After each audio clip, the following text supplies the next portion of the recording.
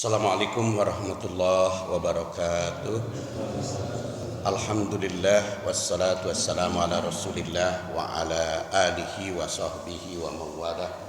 Amma ba'du fa ya ibadallah usikum wa iyaya bitaqwallah fa innal jannata uiddat liman ittaqah.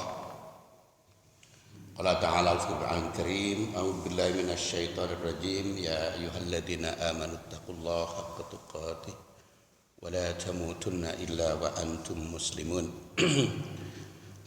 Sekarang bagian ketiga hadis kaum Ruwaibidah, mewaspadai Ruwaibidah, halaman 116. Wa yukhawwanu fihal amin. Perkataan yukhawwan itu bisa bermakna dikhianati. Khona yakhunu, kalau khuwina jadi khina itu dikhianati, khuwina. Al-amin, perkataan al-amin yang dapat dipercaya, seperti Rasulullah SAW sebelum beliau diangkat jadi Rasul itu sudah punya gelar al-amin, orang yang dapat percaya. Tapi beda lagi dengan amin. Kalau amin itu artinya kabulkanlah. Di kalangan ulama menelusuri perkataan amin itu ada perbedaan memahaminya, apakah bahasa apa itu. Ada bahasa mengatakan bahasa Suryani sejak zaman para nabi terdahulu. Ada juga yang berkaitan dengan amin itu percaya, ACC gitu. Tapi memang amin itu kan seluruh pemeluk agama menggunakan itu perkataan, dan seluruh bahasa ya. Orang barat juga kan amin, cuman beda nulis saja. Jadi kalimat berikutnya wa yukhawwanu fihal amin mengandung arti orang yang al-amin itu dikhianati atau dianggap khianat.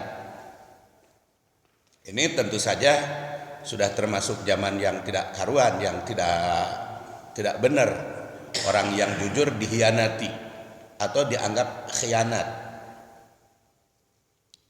Bila zaman tersebut sudah terjadi seperti itu, maka yang memegang jabatan hanyalah orang-orang yang berkhianat. Sedangkan yang amanah tidak mempunyai kesempatan untuk berperan, hingga negaranya dan masyarakat dipegang oleh para pengkhianat.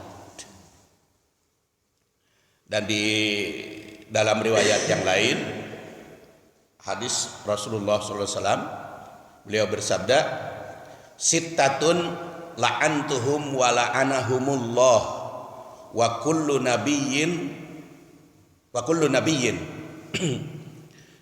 sittatun, 6 golongan, ini diriwayatkan dari Aisyah, la'antuhum, aku mengutuk mereka, wa la'anahumullah, dan Allah pun mengutuk, wa kullu nabiyyin, demikian pula para nabi.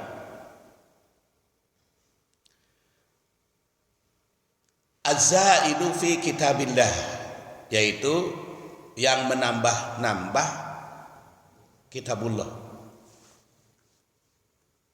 Wal mukadzibu bi qadarillah, dan mendustakan takdir Allah, menafikan kekuasaan Allah, anggap sepele aturan Allah, karena berpendapat bahwa segala-galanya ditentukan oleh akal, oleh manusia, dan yang tidak sesuai dengan akal, tidak sesuai dengan yang mereka temukan, tidak mau mereka ambil. Wal mutasallid bil jabarut, dan memberikan kekuasaan kepada orang-orang yang jahat atau orang-orang yang jahat dimuliakan. Liyu'izza bidzalika man adallallah, mengagungkan orang yang Allah hinakan. Orang yang Allah hinakan, orang yang Allah tidak muliakan malah diugung-ugung, diidolakan. Wa yudillu man a'azzallah, dan menghina orang yang Allah agungkan. Yang seharusnya dimuliakan malah dihina, yang seharusnya disepelekan dihina malah dimuliakan. Kaum ulama yang seharusnya dihormati ditunjuk-tunjuk, dipelototan. Orang-orang kafir, orang-orang yang jahat yang seharusnya dianggap sepele malah diugung-ugung, diidolakan. Dan zaman seperti ini kalau sudah terjadi, jangankan urusan agama ya, ilmu yang dia miliki juga sudah tidak dipakai, yang penting kepentingan tertentu. Bahkan kalau lihat sekarang mah profesor doktor aja mulai perlu diragukan. Banyak, bukan semua. Sampai saya sempat juga ikutin, saya ini profesor doktor. Walaupun ada yang menjawab tidak perlu profesor doktor, mikiran ukia mah, saya ini profesor doktor. Sampai-sampai ada berani yang mengatakan Rasulullah SAW itu mengangkat orang kafir jadi pemimpinnya. Itu profesor doktor yang mengatakan. Rasul aja 13 tahun katanya, pemimpinnya adalah orang kafir. Dia mengangkat Abu Thalib jadi pemimpinnya. Masya Allah, sejarah dari mana itu? Padahal kan sudah jelas Rasulullah selama di Mekah itu tidak pernah mengangkat Abu Thalib jadi pemimpin. Itu fakta sejarah. Ini saya ingin meluruskan sejarah profesor doktor itu. Betul lah. Kegeda dikirim ke YouTube ini.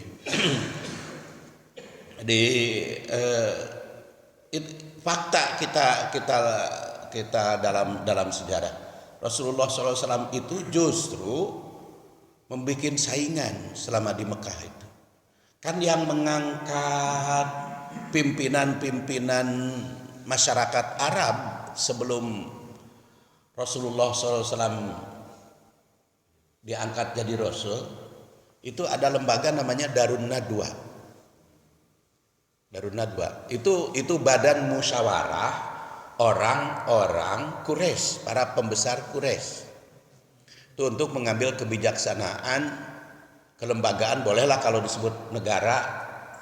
Tapi karena mungkin dinilai oleh Montesquieu nggak memenuhi syarat gitu ya.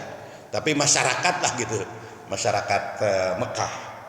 Tapi kalaupun disebut dikategorikan negara, ada eksekutif, ada legislatif, ada yudikatif, juga itu bisa saya kira. Karena boleh legislatifnya itu kan Darun Nadwa itu, eksekutifnya ya para kepala-kepala suku itu kan. Yudikatifnya kan hukum adat jahiliyah. Bisa juga itu disebut negara saya kira. Itu yang memutuskan itu kan Darun Nadwa. Rasulullah SAW itu punya sendiri lembaga namanya Darul Arqam. Jadi begitu beliau mendapat wahyu pada bulan Ramadan, terus berdakwah, sudah punya sahabat 40 orang, itu langsung mendirikan Darul Arqam. Dan disitulah musyawarahnya. Dan tidak pernah Rasulullah SAW mengangkat orang kafir jadi pemimpin. Beliau jadi pemimpin walaupun lembaga masih kecil. Jadi itu menurut saya fakta sejarahnya adalah bikin saingan gitu. Karena tidak mau dipimpin oleh orang kafir. Kemudian disebut 13 tahun dipimpin oleh Abu Thalib. Ya enggak 13 tahun kan Abu Thalib tahun ke-10 sudah meninggal. Ini mah fakta sejarah.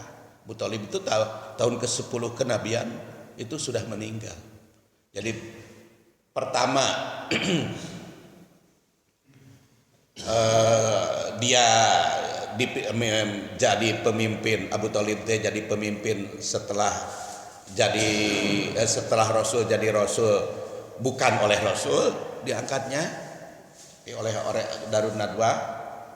Kemudian tahun ke-10 sudah meninggal. Jadi tidak 13 tahun, mungkin 5 atau 6 tahun. Itu juga jelas bukan Rasul yang mengangkat. Terus alasan yang ketiga sering ditonjolkan bahwa kaum muslimin itu tidak boleh melawan.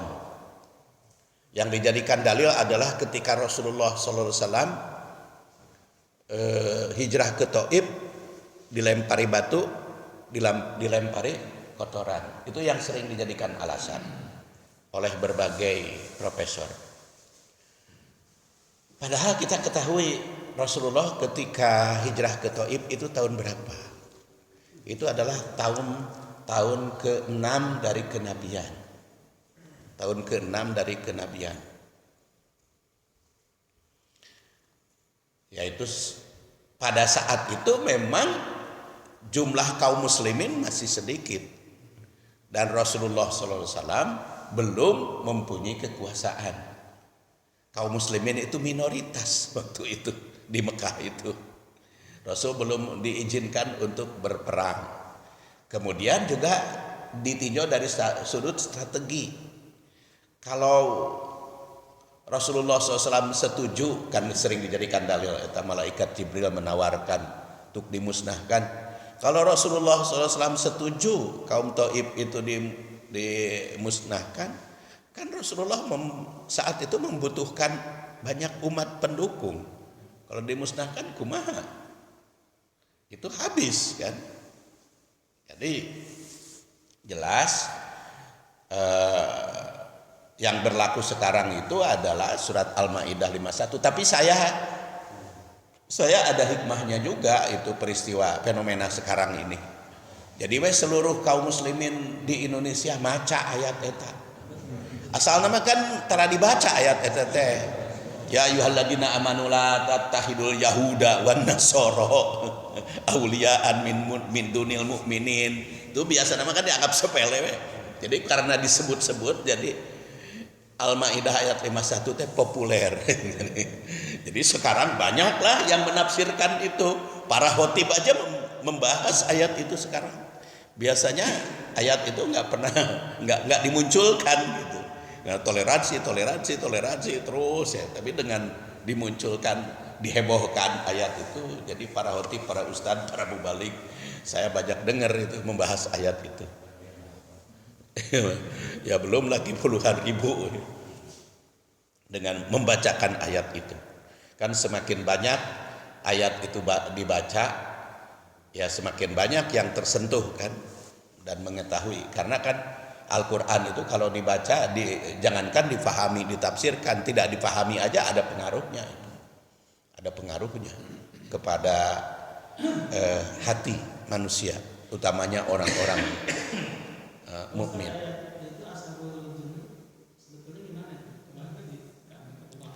Ya jelas asbabun nuzulnya berkaitan dengan kepemimpinan, jelas. Ya, karena itu memang tegas maknanya juga historisnya ya, bukan asbabun nuzul.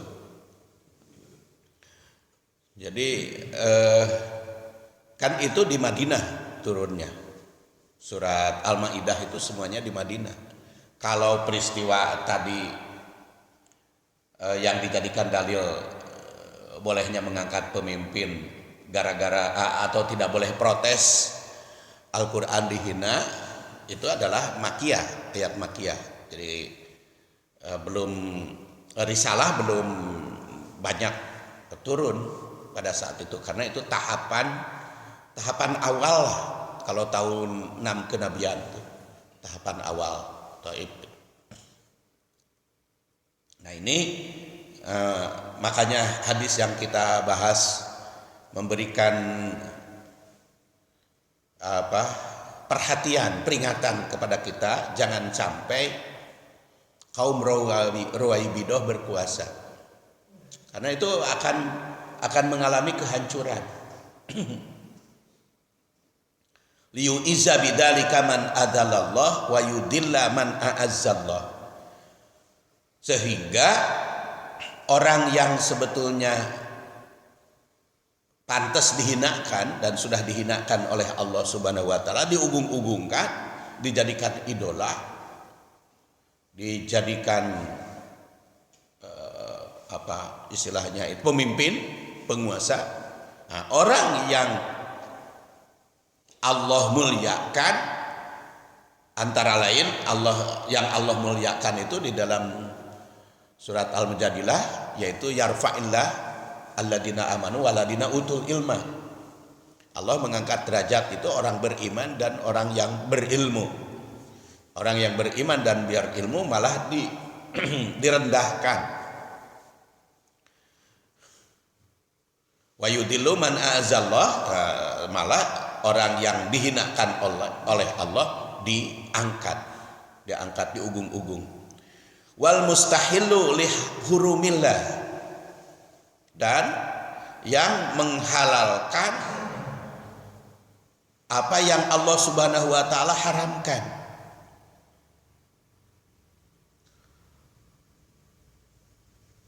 Wal mustahillu li hurumillah, atau mencari-cari dalil untuk menghalalkan apa yang Allah haramkan. Hurum itu banyak maknanya, jamak kan hurum itu.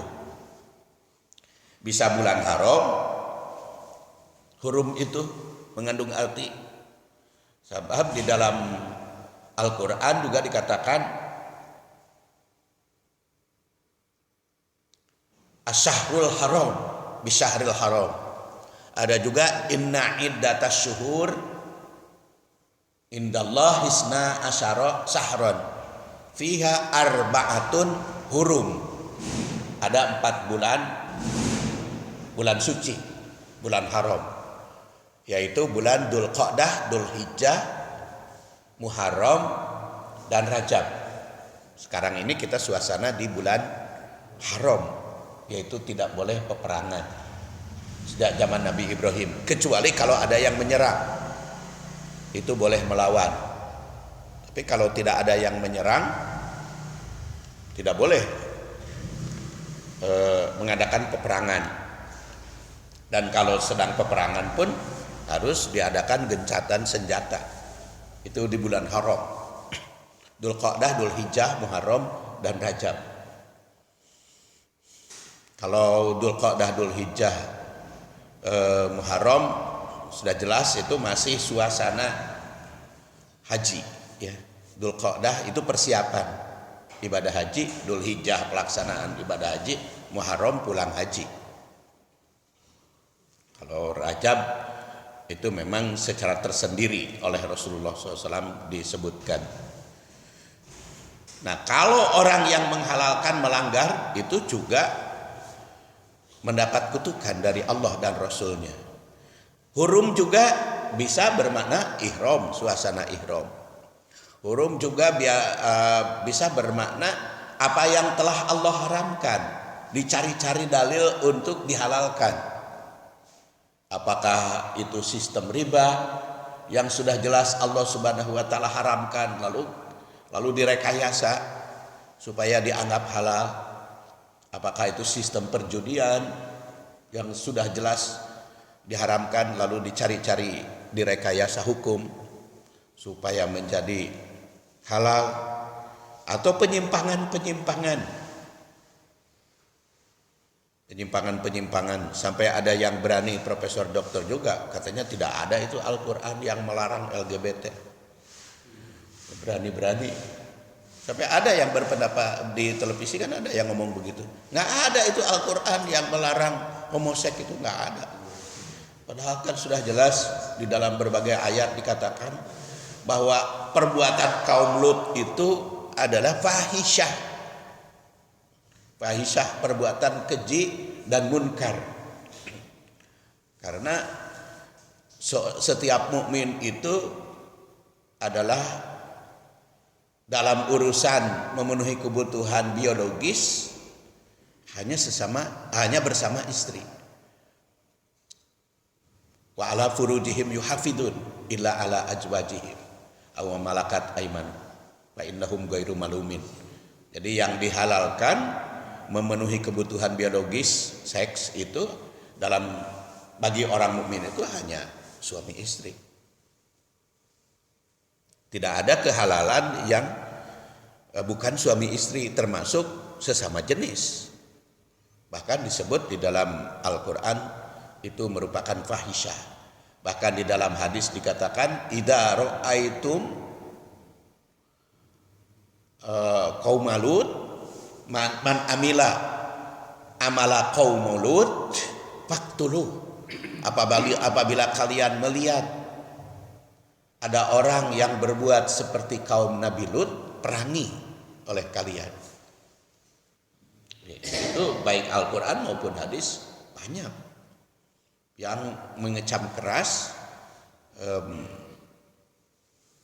LGBT itu. Tapi kan sekarang sudah diangkat, dipopulerkan bahwa itu katanya tidak ada larangan di dalam syariat Islam. Bahkan yang mengajukan ke dewan juga kan itu profesor doktor itu yang perempuan tuh, saya lupa namanya. Ya ada Mursidah.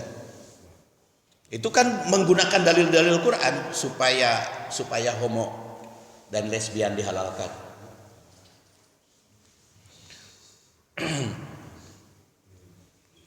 Wal mustahillu lihurumillah wal mustahillu min utrati ma harramallah, dan yang menghalalkan ahlu baitku, utroh itu keluargaku, yang telah Allah Subhanahu wa taala haramkan.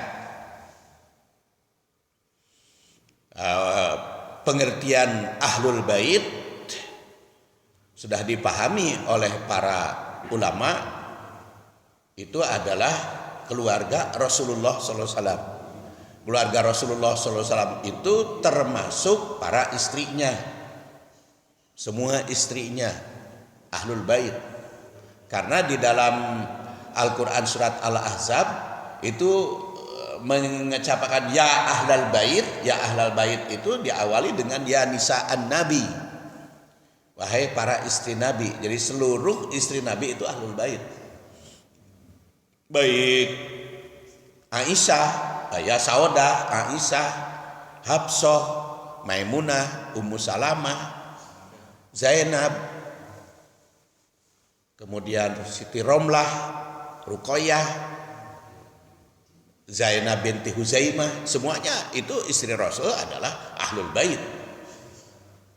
Jadi bukan hanya Siti Khadijah dan putri-putrinya, seluruh istri Rasul ahlul bait. Nah, kemudian wal mustahillu min utrati. Dia cari-cari alasan untuk menghalalkan keluarga Rasul supaya dihinakan. Bahkan kelompok CII itu dalam doa tasyahud kan, dalam doa tasyahud itu mengutuk Aisyah itu. Dalam doa dibaca dalam doa tasyahud.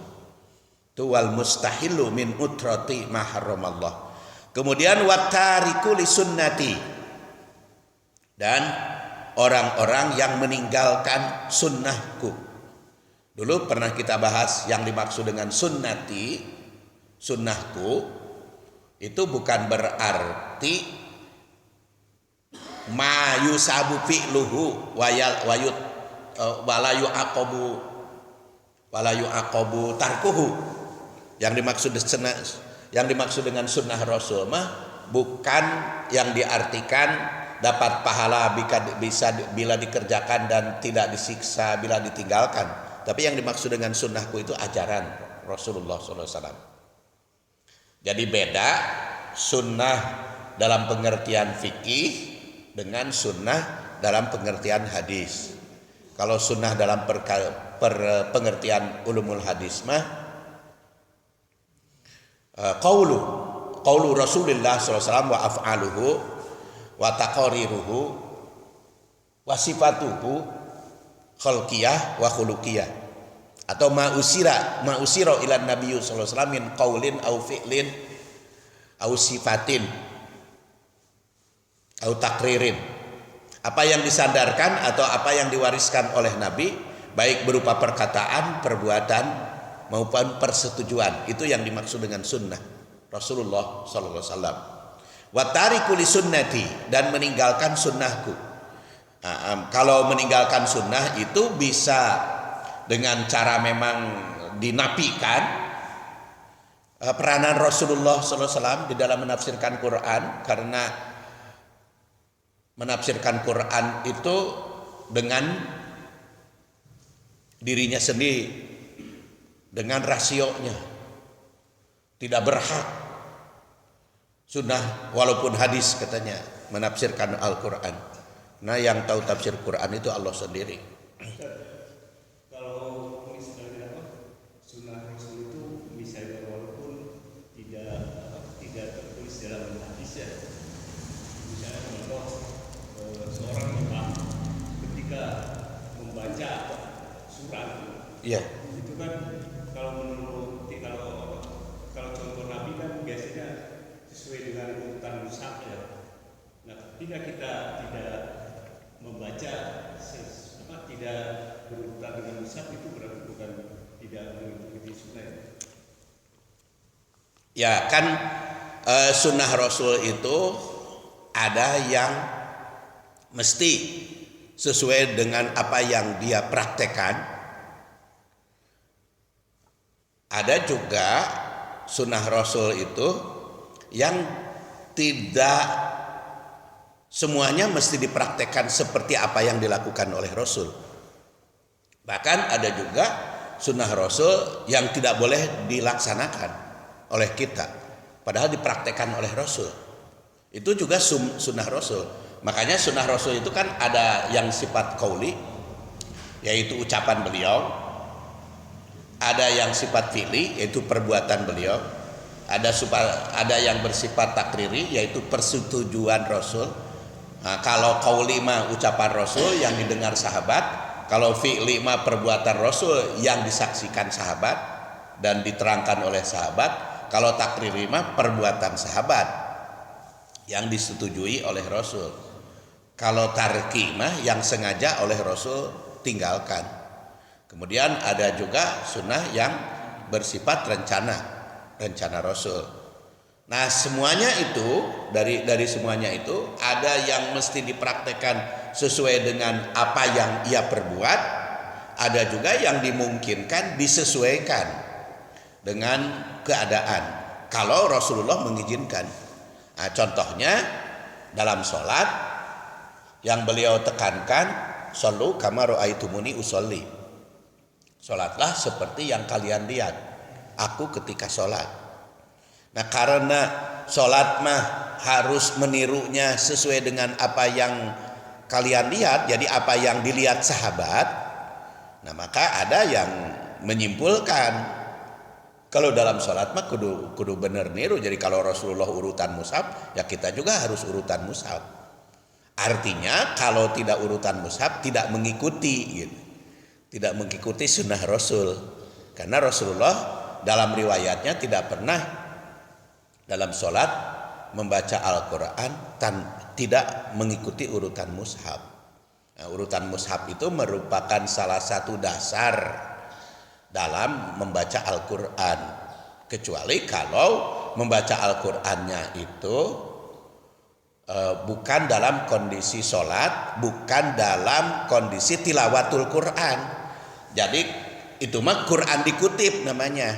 Umpamanya Bapak sedang berkhutbah menyampaikan ayat, itu kan bukan tilawatul Quran, tapi mengutip ayat. Kalau mengutip ayat mah sembarangan gimana enggak? surat Anas loncat ke Al-Baqarah itu. Al-Baqarah loncat ke Ali Imran, ke Al-Baqarah deui. Da eta bukan membaca Quran, bukan tilawatil Quran, tapi mengutip ayat.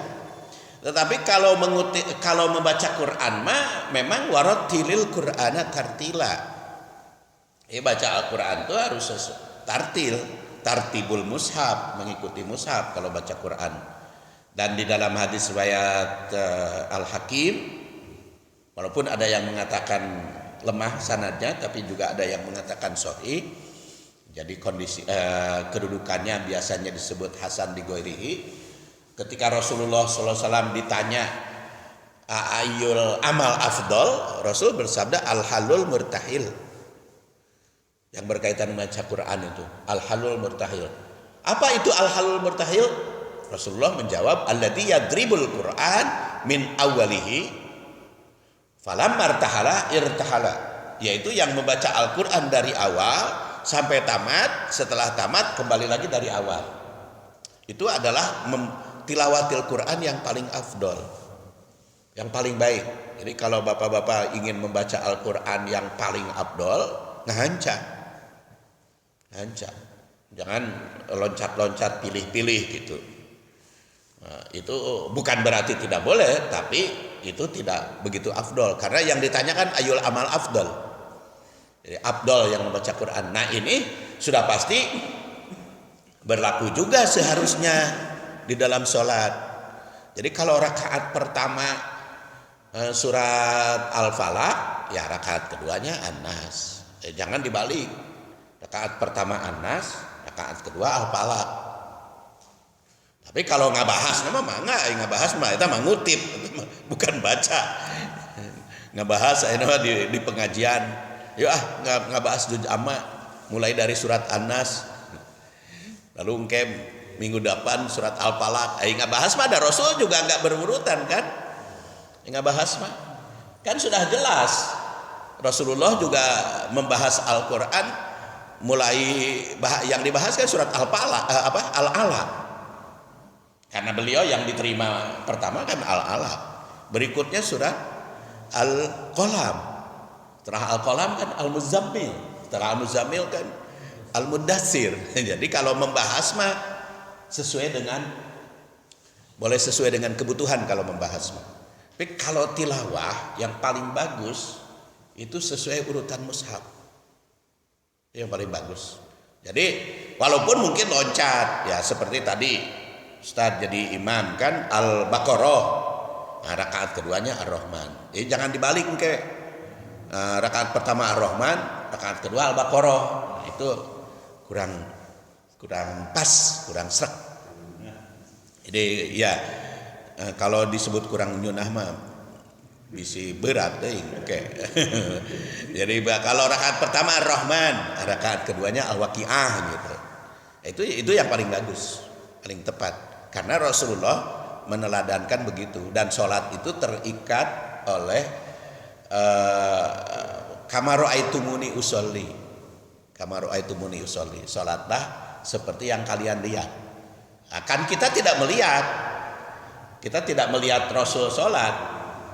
Ya, jadi bagaimana penerapan hadis itu? Ya, yang dilihat oleh sahabat. Lalu kita kan tidak tahu dari sahabat, ya yang diriwayatkan oleh para muhadis itu di dalam kitab hadis. Kita bisa melihatnya. Ya kalau bagian sudah, ya tinggal buka aja mushaf Quran, karena mushaf Quran itu disusun oleh para sahabat yang membaca. Disusun oleh para sahabat mushaf, ditulis ya, bukan disusun, beda. Ditulis oleh para sahabat yang menyaksikan Rasulullah SAW membaca Al-Quran. Diusahakan sesuai dengan urutan. Tapi insya Allah itu mah tidak termasuk ke kategori bid'ah gitu. Hanya karena itu kan dalam artian istinbat ya, istinbat dari apa yang diperbuat oleh Rasul. Kenapa saya katakan itu sebagai istinbat? Karena kan oleh Rasul tidak disebut, hey, mun teh mah aya hadis mah kieu. hei, kamu kalau baca Quran dalam sholat kudu berurutan mushaf, kan nggak ditemukan hadis seperti itu. Cuman yang diperbuat oleh Rasul, begitu.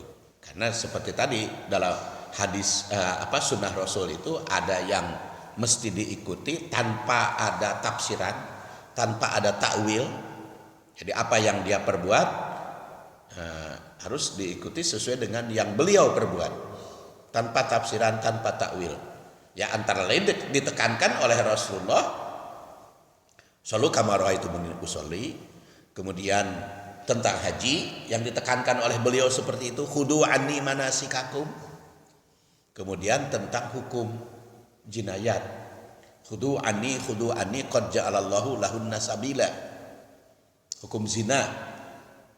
Hukum zina itu memang oleh Rasul ditegaskan, "Khudu anni qad ja'alallahu lahunna sabila, al bikru bil bikri jaldu mi'atin wa nafyusana wasaibu bisaibi jaldu mi'atin warajmu." Hukum zina itu kalau gadis dan bujangan didera 100 kali, dipenjarakan 1 tahun atau dibuang. Kalau muhson didera 100 kali plus dirajam sampai mati. Nah itu mah sudah tegas oleh Rasul, "Khudu anni", ikuti hukum itu. Kemudian haji, "Khudu anni manasikakum." Kemudian sholat, "Shallu kama ra'aitumuni usolli." Kalau yang lain-lain ada yang dicontohkan oleh Rasulullah SAW, kita harus sesuai dengan situasi dan kondisi. Contohnya di dalam peperangan, karena contoh peperangan yang dilakukan oleh Rasul beda-beda.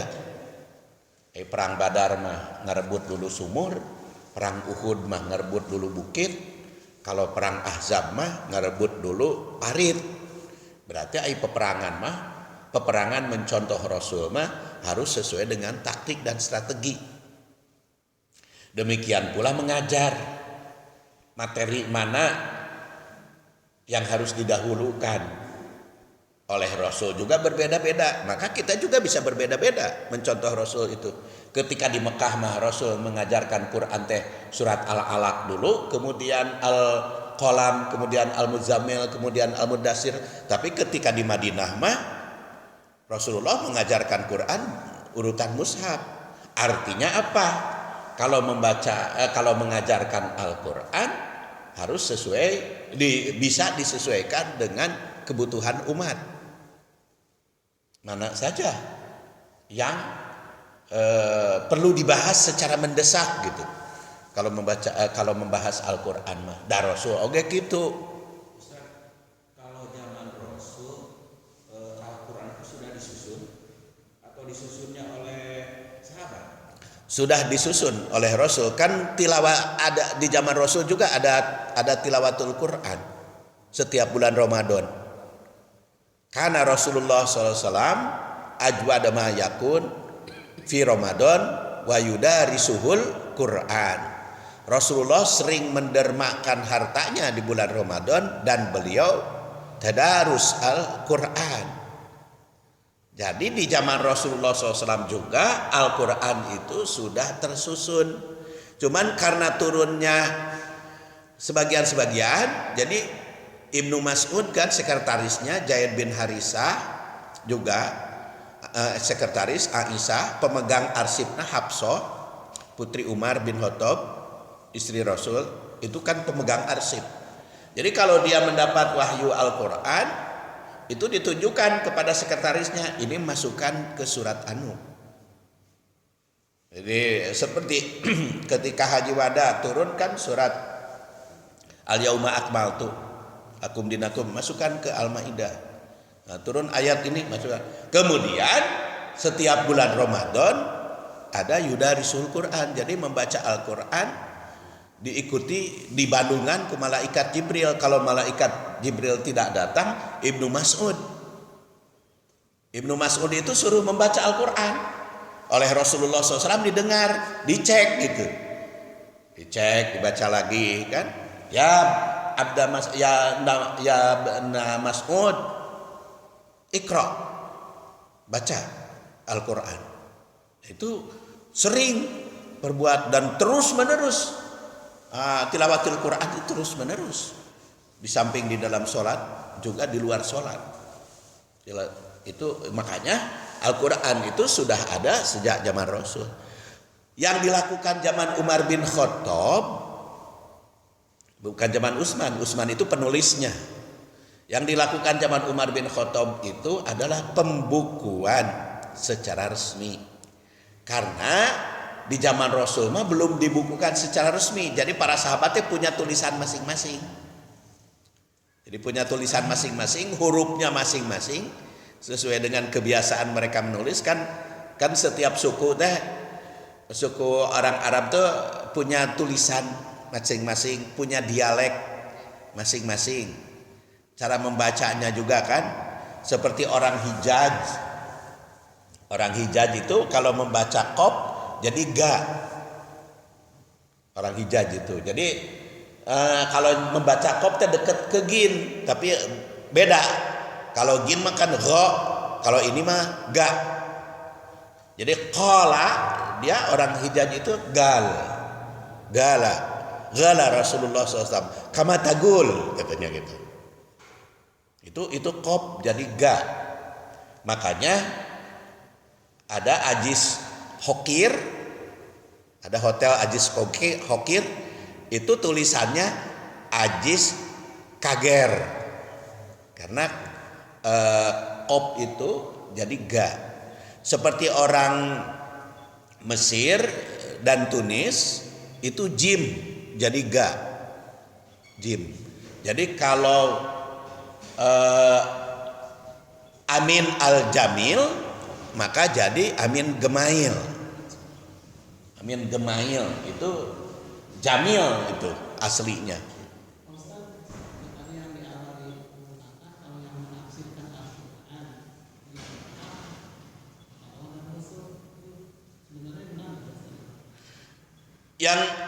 Yang menafsirkan Al-Quran Allah dan Rasul itu sebetulnya kalau Allah Subhanahu wa taala bukan tafsir, dia mah yang berfirman kan. Kalau yang berfirman itu menjelaskannya dengan Al-Quran tabyin istilahnya litubayyina, seperti Rasul diutus bukan litubassiro bukan, tapi litubayyina linnas. Inna anzalna ilaikal kitab litahkuma bainas, kemudian walitubayyina linnas. Jadi Rasul mah menjelaskan, bayan. Maka fungsi hadis itu kan ada bayan takrir, ada bayan tafsir, cara menjelaskannya. Jadi kalau yang namanya tafsir ya para sahabat, para ulama itu menafsirkan.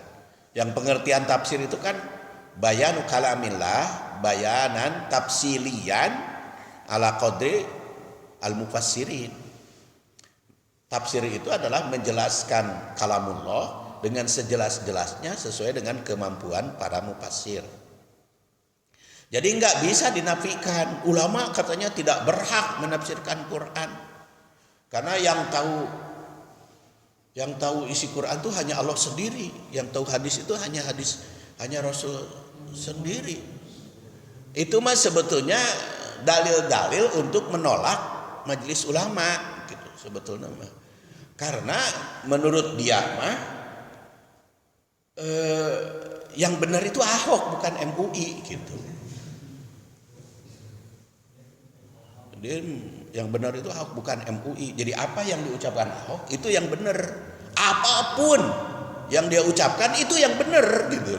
Eta mah kalau yang bertentangan dengan Ahok siapapun itu salah, termasuk MUI. Eta mah tujuannya ke sana gitu, cari dalil-dalil gitu.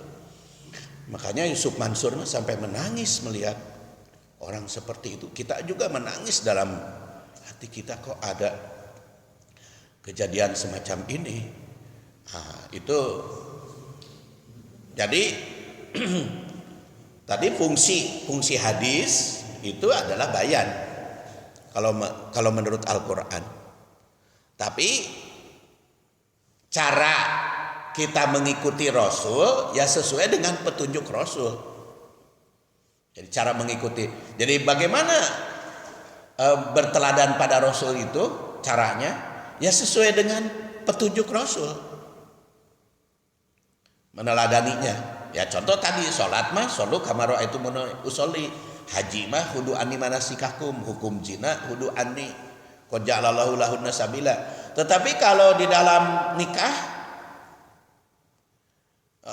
Rasulullah SAW istrinya 9, mengikuti sunnah Rasulnya kan kita tidak boleh sama dengan Rasul. Kenapa? Karena oleh Rasul disuruh begitu. Hei, yang seperti Kais istrinya 8 suruh dipangkas 4 kan. Zaman Rasul itu kan dipanggilan tuh para sahabat yang istrinya lebih dari 4 suruh cerai lebihnya. Nah, itu berarti mencontoh Rasulnya harus berbeda. Kenapa harus berbeda? Karena beliau sendiri mengajarkan seperti itu. Tadi bab ieu mah ulah sama jeung Rasul. Sama dengan bab saum. Abu Hurairah itu kan pernah mengikuti Rasul. Begitu orang lain berbuka, waktu maghrib tiba, orang lain semuanya berbuka takjil. Abu Hurairah tidak berbuka. Tegur kan oleh Rasul. Kenapa kamu tidak berbuka? Kata Abu Hurairah, anta tuwasil ya Rasulullah. Lah, engkau tidak berbuka. Mewisol saum. Kata Rasulullah, ini berlaku hanya pada aku, kamu enggak berlaku. Nah itu. Jadi ada oleh Rasul yang harus berbeda. Atau yang harus berbeda dengan Rasul itu dalam kholisatan laka min dunil mu'minin dalam surat Al-Ahzab, yaitu ada seorang wanita menghibahkan diri kepada Rasul. Ya Rasulullah wahabtu nafsi. Ada wanita, ya Rasulullah saya menghibahkan diri. Nah maka hukum bagi Rasul kalau ada wanita yang menghibahkan diri itu menjadi milik Rasul. Terserah oleh Rasul mau dinikah sendiri, tidak perlu wali, tidak perlu mas kawin kalau ada yang menghibahkan diri, atau menikahkannya oleh Rasul kepada yang lain dan walinya beliau Rasul dan mas kawinnya yang menentukan beliau Rasul. Tetapi kata surat Al-Ahzab, kholisatan laka min dunil mu'minin, itu khusus bagimu hai Rasul, tidak berlaku bagi mukmin. Jadi kalau ada wanita menghibahkan diri ke Pak Saifuddin, nggak bisa Saifuddin langsung aja gitu. Nerima, lalu dikawin sendiri, kawinkan orang lain, nggak bisa. Yang berlaku bagi Saifuddin, datang dulu ke orang tuanya. Ya ke istri minta izin ya, betul. Datang dulu ke orang tuanya. Itu datang dulu ke orang tua, diizinkan atau tidak, akadnya dengan orang tua. Ya kalau tanpa izin istri, kalau istrinya tidak tahu dan tidak protes, jadi sah. Tetapi kalau bapak nikah tanpa sepengetahuan istri pertama, lalu begitu diketahui oleh istri pertama, lalu istri pertamanya menggugat, maka bisa dibatalkan pernikahannya. Itu adalah hukum di negara kita. Ya hukum di negara kita. Dan karena di negara kita itu penafsiran istinbat dari hukum Al-Quran dan hadis, maka berlaku wayahna we lamun nikah kudu izin istri. Kalau tidak mau izin ulah kanyahoan. Ya kan konsekuensinya kanyahoan kudu digugat, ya, bisa digugat dan dibatalkan.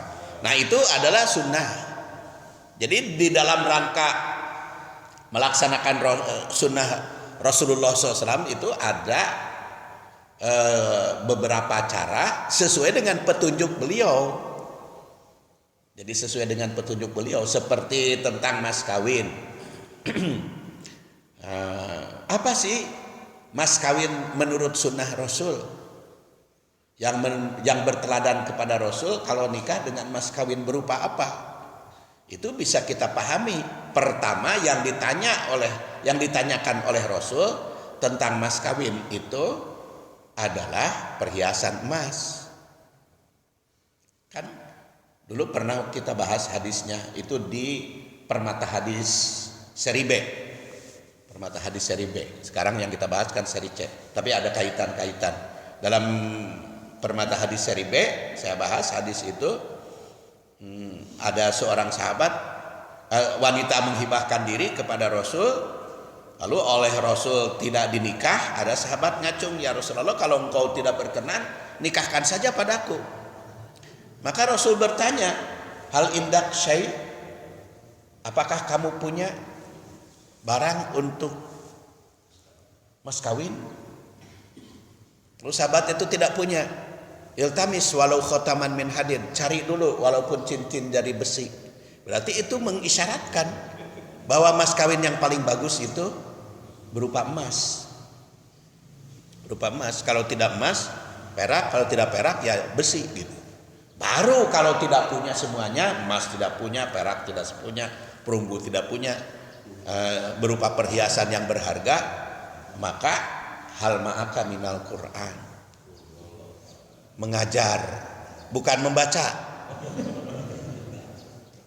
Kan di dalam hadis dikatakan begitu, fa'allimha isrina ayat, ajarkan olehmu pada istrimu 20 ayat. Itu ujungnya, karena sahabat itu tidak punya apa-apa. Jadi sepanjang punya mah jangan dengan Quran, sepanjang punya mah. Dan juga berteladan pada Rasul bahwa biaya walimah lebih kecil dari mas kawin. Itu kalau meneladan Rasul. Sekarang dibalik, ari walimah bisa miliaran, ratusan juta, ari mas kawin celek 1 juta. Paling mushaf Quran kan 1 juta itu. Mushaf Quran dan alat sholat.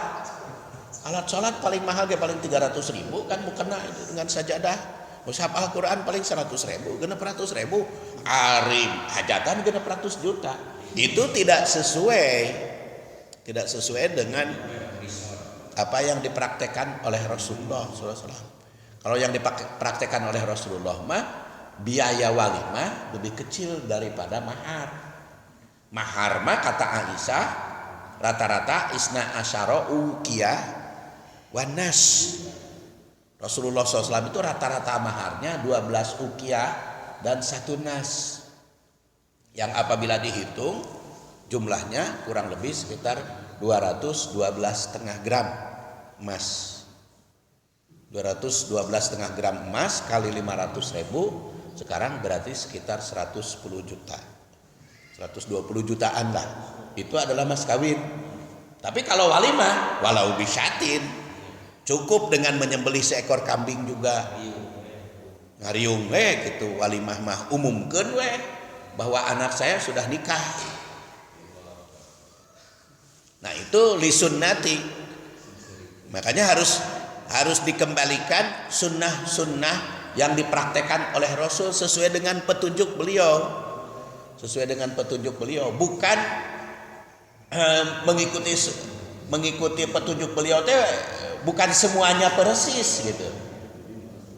Ada kan sekarang mah promosi pengobatan berdasar sunnah Rasul. Pengobatan berdasar sunnah Rasul, ditoong teh bekam ruqyah. Loh, kok pengobatan sunnah Rasul seperti ini? Padahal kan Rasul tidak mengajarkan bekam. Kalau Rasulullah pernah dibekam, iya, tapi bukan beliau ajarkan supaya kamu berbekam, kan enggak. Tapi Rasulullah ketika itu pernah. Tapi kan tidak selamanya dibekam. Tergantung penyakitnya beliau juga.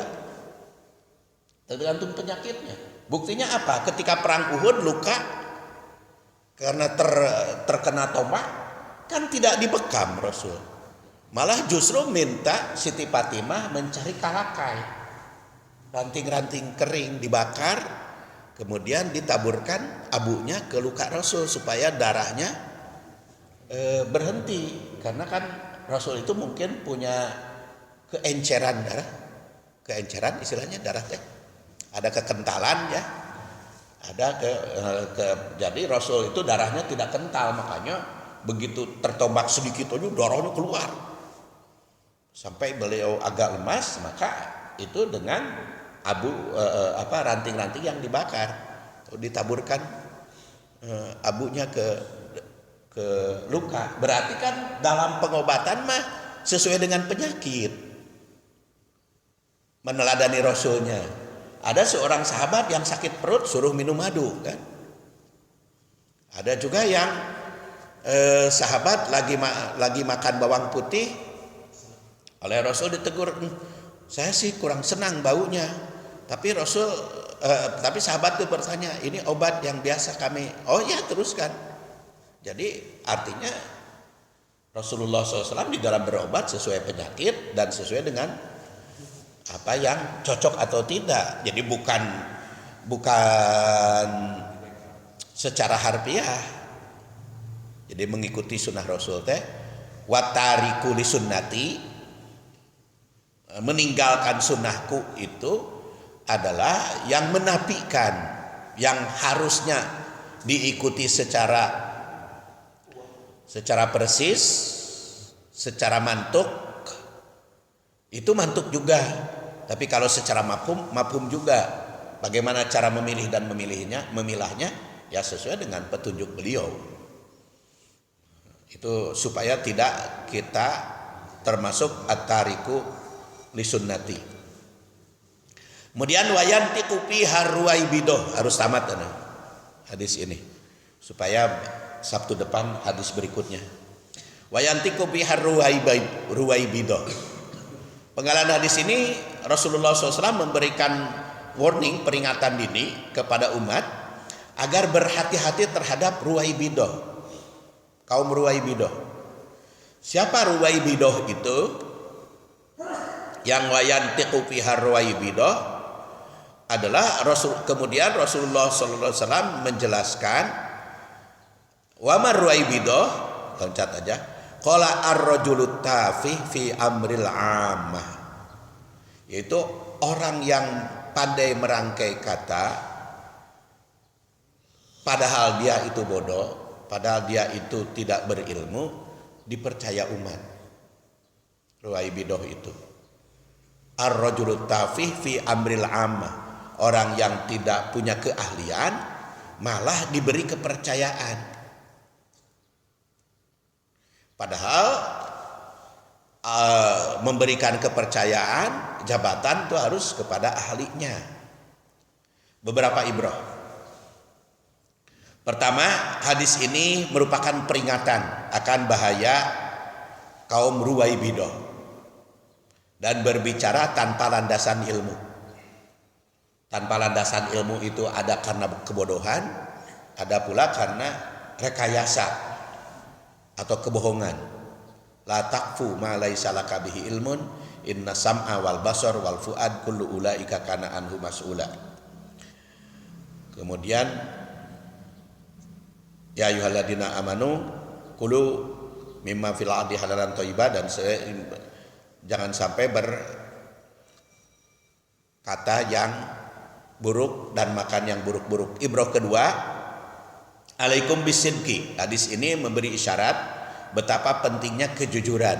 Jangan sampai berkhianat. Alaikum bisidqi fa inna sidqa yahdi ilal birri. Kemudian hadis ibrah ketiga adalah menunjukkan pentingnya menjaga amanah dan memperingatkan dari bahaya khianat. Fa idza duyya'atil amanah fantadiris sa'ah. Ibrah berikutnya keempat, bila orang yang tidak punya keahlian sudah dijadikan narasumber, pedukunan sudah menjadi rujukan, maka kehancuran akan terjadi. 5. Jalan keluar ketika menghadapi situasi kacau seperti sekarang ini, kaum ruwaibidah, maka kembali kepada ilmu dan ulama pada sunnah Rasul. Seperti tadi yang dimaksud dengan sunnah Rasul, jangan sampai kita tinggalkan, kita ikuti petunjuk beliau. Dalam mengkaji ilmu, yang keenam, jangan hanya melihat siapa figur dan siapa yang berbicara, tapi apa yang dia sampaikan. Sesuai dengan ahla dzikri, Jadi kalau berbicara tentang Al-Quran, ya ahli Al-Quran yang beriman.